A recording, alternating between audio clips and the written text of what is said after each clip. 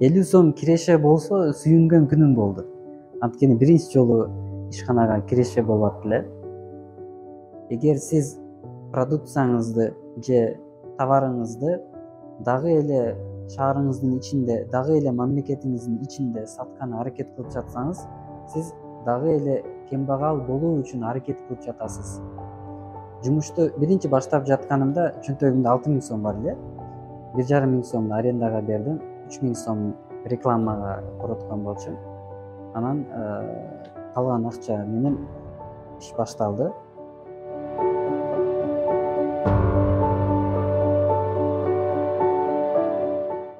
Ассаламу алейкум. Абдулазиз Равшанбеков, Жалал Абад шаарынын Сузак районунда төрөлгөнмүн.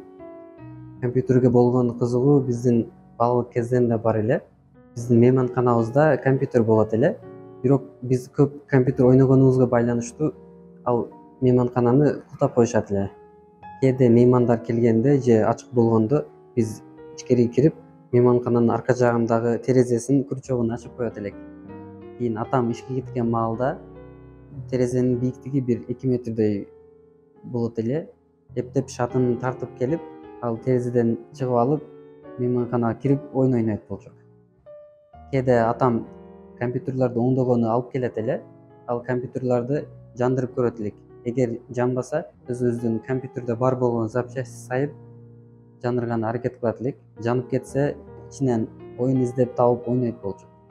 Мектепти 7-класстан 11-класска чейин Жалал Абад Курманбек Баатыр балдар лицейинде аяктадым. Кийин Түркияда Адана шаарында компьютерный инженерия бөлүмү боюнча 5 жыл окудум. Ооба, биздин маалда дагы орто экзамен бар болчу. Биз орто экзаменге примерно 1 жыл мурда даярданып баштадык. 10-класстын акырында, 11-класстын башында бери даярданганбыз. Мен ортодон кичине азыраак балл алып калганмын. Адашпасам 201 балл алганмын. Мен жакын досум алтын сертификат алган эле, мен жетишпей калган болчумун.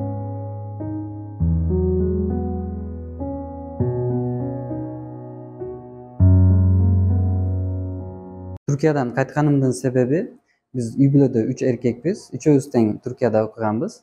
Ал байкелерим окууну бүтүрүп, жумушка орношуп бүткөн болчу. Мен эми университетти бүтүргөнүмө байланыштуу жана Кыргызстанда традиция боюнча эң кичинекей бала үй бүлөдө калат экен. Мен дагы үй бүлөмө кайтууну туура көрдүм. Кыргызстанга кайтаардан мурда Түркияда Кастамону шаарында реклама сферасы боюнча университетти бүтүргөн досум менен Жалал Абад шаарында веб дизайн студия ачабыз деп пландаштырган болчук. Бизнес планды дагы түзүп Кыргызстанга кайттык элек, бирок тилекке каршы биз бул ишти баштай албадык.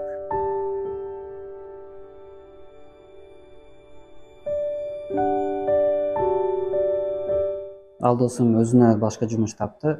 Менин атам бир ишкана менен сүйлөшүп койгон болчу экен. Ал ишканага резюмеми, CV'ми даярдап, мени программист катары ишке алыңыз деп бардым. Алар мени бухгалтер кылып ишке алышты. Ал жерде 7 айдай иштедим. Бирок ишим мага жакпайт эле, анткени мен башка сфера боюнча иш кылам. Жана менин жанымда иштеп жаткан байке 15 жылдан бери ал жерде бухгалтер болуп иштеп аткан болчу экен. Ал байкенин алган айлыгы менин айлыгымдан 3-4 эсе көбүрөөк болсо керек. Кийин мен ойлоп карадым, эгер бул ишканада 15 жыл иштей турган болсом, менин айлыгым ушунча болобу деп. Дагы эң маанилүү нерселерден бири, мен Кыргызстанга үй бүлөм үчүн келген болчумун. Бирок жумушта иштеп, үй бүлөмө убакыт ажырата албай аткан болчумун. Эртең менен кетем, кечинде кайтам. Кийин мен ал жумуштан чыгып кеттим. Анткени мен өзүмдүн келечегимди башкача кыялдайт болчумун.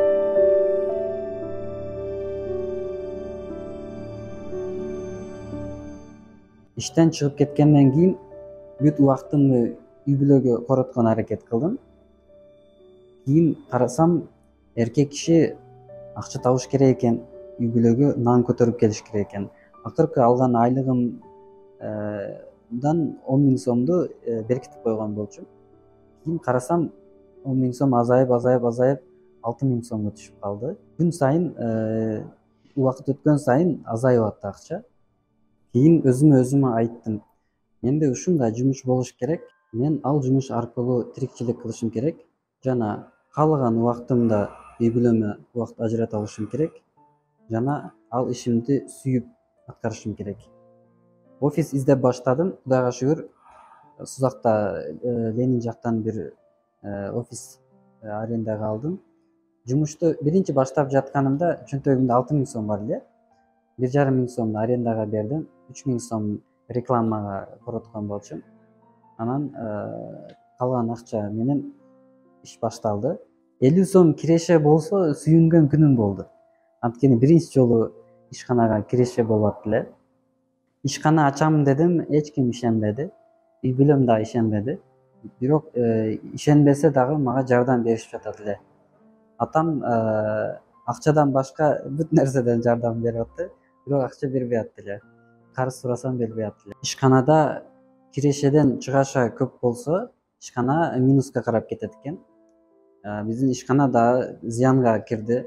Чоң сумма болгон бир минуска, карызга кирип калдым. Карызга кирген маалда көп стресс болдум жана намаздарымды 5 убакыт окуй албай, көп намазым каза болуп кетип атканын көрдүм. Кийин ойлонуп калдым. Мен акчам бар кезде, жашоо жакшы болгон маалда 5 убакыт намаз окуп коюп, мен мусулманмын деп жүрө берген болчумун экен. Адам өзүнө канчалык иманынын, ишениминин деңгээли канчалык экендигини оор күндөрдө, сыноо келген күндөрдө өзүнү байкап, өзүнү билет экен. Көп кемчиликтеримди байкадым. Менин оюмча, ар бир бизнесмендин өтмүшүндө өтө оор жана өтө кыйынчылыктуу күндөрү өткөн. Атаман карыз сурасам, атам бербей койду. Кийин Кудайга шүгүр карыздан кутулуп кеттим. Кийин ойлоп карасам, атам туура кылган экен. Анткени бизнесте минуска кирип чыгуу бул тез болуп тура турган нерсе экен. Эгерде атам мен карыз сураганымда ал маалда карыз акча берип кое турган болгондо, мен карыздан чыгып кетүү илимин түшүнүп жетпеген жана дагы эле үйрөнө албаган болот элем деп көрдүм. Биз склад, магазин, аптекаларды автоматизация кылуу менен алектенебиз. Аларды отчетторуну жеңилдетүү жана отчетко кеткен убакыттарын азайтуу иши менен алектенебиз. Азыркы күндө Жалал Абад шаарында 20га жакын бизнести автоматизация кылдык жана жакында Ош шаарында 2 бизнести автоматизациялоо ишин баштаттык. Бул бизнестердин ичинде продуктовый магазин, аптека, автозапчасть магазин, склад, таш завод жана бир канча бизнестер бар. Биздин өзгөчөлүгүбүз, биз программаны өзүбүз иштеп чыгарабыз, өндүрүштү өзүбүз кылабыз жана бизнестин өзүнө кандай система керек болсо, ошондой системага программабызды адаптация кылып, аларга керектүү өзгөчөлүктөрдү жасап бере алабыз. Жана бизде служба поддержкабыз күчтүү. Проблема болгон маалда чалып, ошол маалда проблеманы чечип алуу мүмкүнчүлүгү бар. Түркиянын Анкара шаарында Эделкрон атындагы международный компаниянын ээсинин айткан бир сөзү бар.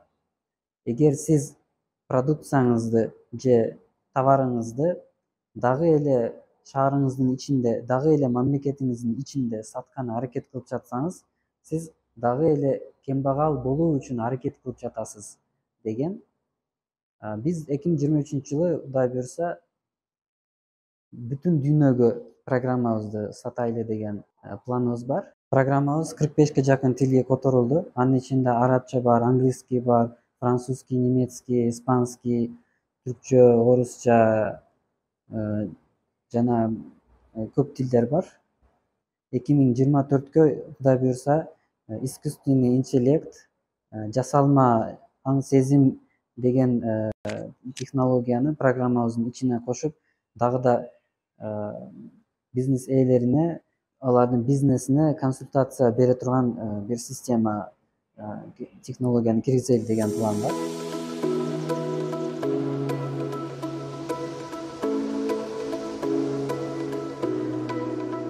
Мени жашоодо эң чоң мотивация бере турган нерселерден бири жана жашоомо эң чоң маани кошо турган нерселерден бири 2040 или 2053 жылдары ал убакта бир 50 жаштан өтүп калган болсом керек, бир международный университет курайын деген ниетим бар.